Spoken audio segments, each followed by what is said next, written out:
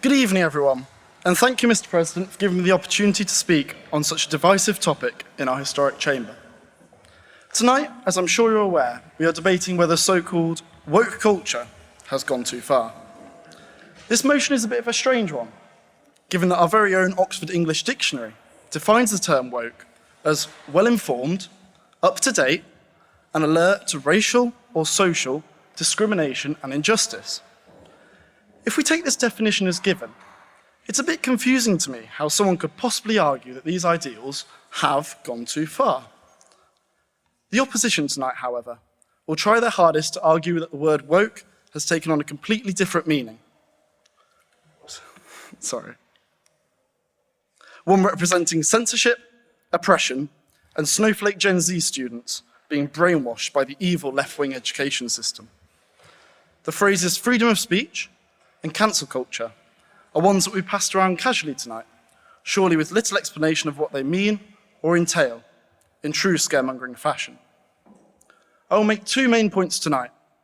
Firstly, that the right to freedom of speech does not imply the right to freedom from consequence. And secondly, that the majority of ideals that so often people correlate with woke culture are rational, compassionate, and not as scary as the Daily Mail may have had you believe. Before all that fun business, though, it gives me great pleasure to introduce your proposition speakers for tonight. You've just heard from Vedika, a fellow committee member and classics student at Christ Church. Considering Vedika studies classics, it's not at all surprising to me that she's arguing against modern social attitudes tonight. After all, she has spent the last 2 years of her degree living thousands and thousands of years in the past. After that, you will hear Toby Young's views on the matter. Mr. Young is the founder of the Free Speech Union and an associate editor of The Spectator. In 2020, amidst the pandemic, Mr. Young was outraged when PayPal shut down his Free Speech Union accounts as a result of him retweeting misinformation about the COVID infection rates. Let's just hope for all of our sakes that he's learnt his lesson and has managed to find reliable sources for tonight. Finally,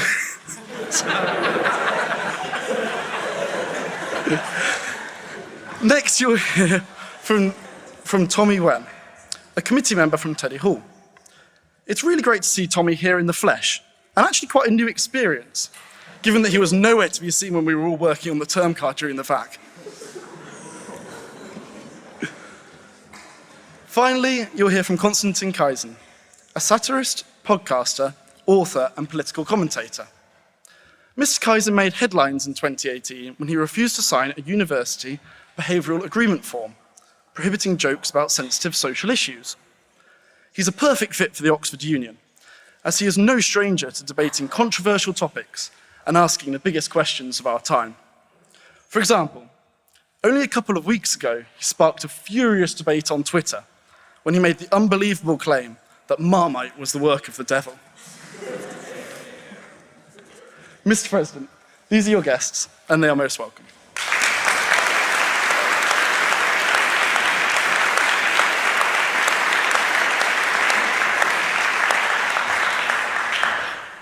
So, freedom of speech. You can't open social media these days without someone banging on about these three words. It seems to somehow be one of the most divisive phrases in modern culture, despite it leading to the hugely important ideas of free expression and free thought. This very society was founded upon the principles of upholding freedom of speech for both students and staff under religious censorship from the university.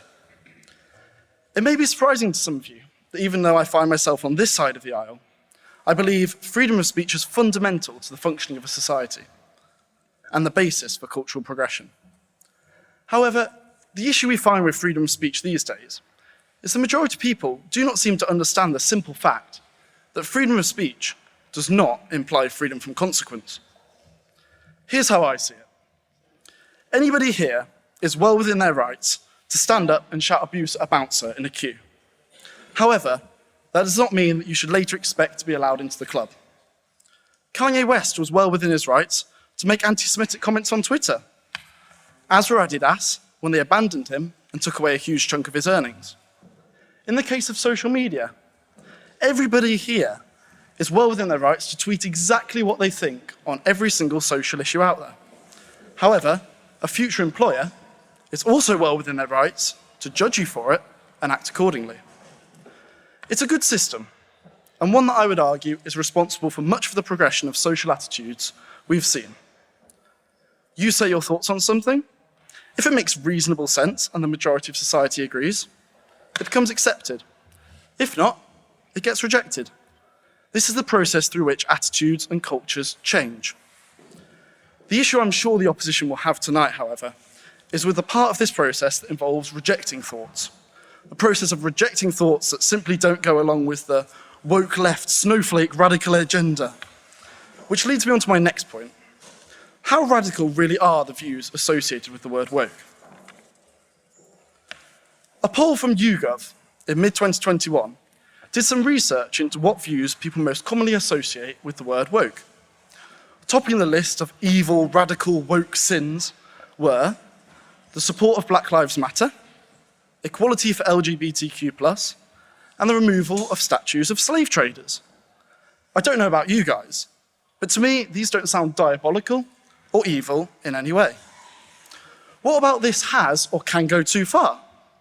People using their democratic right to protest police brutality, believing that people should be able to freely express themselves and be who they want to be, believing that, removing statues, which put some of the most evil people in history quite literally up on a pedestal.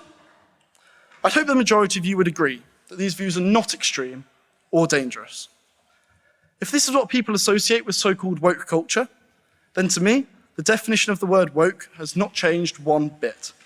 It still upholds the values of being aware of what's going on in the world and supporting racial and social justice.